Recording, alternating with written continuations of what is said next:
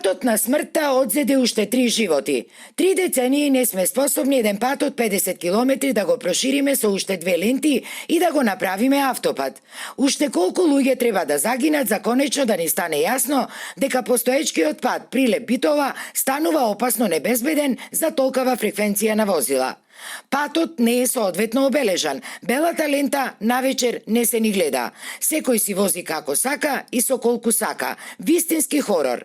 Ова се само дел од реакциите на граѓаните по вчерашната ужасна сообраќајна несреќа во која при директен судар помеѓу патничко возило и камион на лице место животот го загубија прилепчаните. Радиологот примариус доктор Александар Истески, гинекологот доктор Никола Василевски и радиолошкиот техничар Фанче Јовановска. Се уште шокираниот Прилеп денеска тагува. Им оддава почит на своите почитувани сограѓани и пожртвувани здравствени работници. Знамињата се на половина копие, а откажани се и сите денешни активности.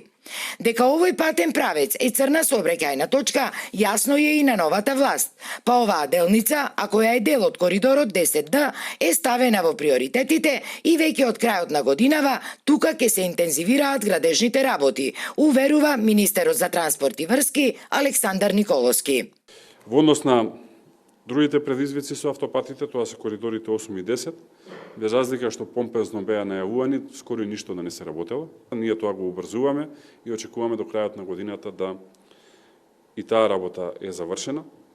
Исто така има бројни проблеми со дислокација на водови, со дислокација на објекти и така натака, ново сработка со изведувачите и овие ги решаваме. И очекувам првата реална работа да ја видите до крајот на овој месец. Ќе стартуваме со Прилеп-Битола, со конкретни веќе активности на терен и изградба на автопат. Инаку вчерашната трагедија во која одеднаш загинаа дури тројца угледни здравствени работници од Прилеп не е прва за прилепчани. Во месец февруари во 2002 година во сообраќајна несреќа кај тунелот Катланово, службено патувајќи кон Скопје, животот го загубија доктор Наташа Димковска, доктор Љубен Рочески, доктор Цветко Пановски и доктор Стеван Ѓоргиевски, сите вработени во Прилепската служба за итна помош.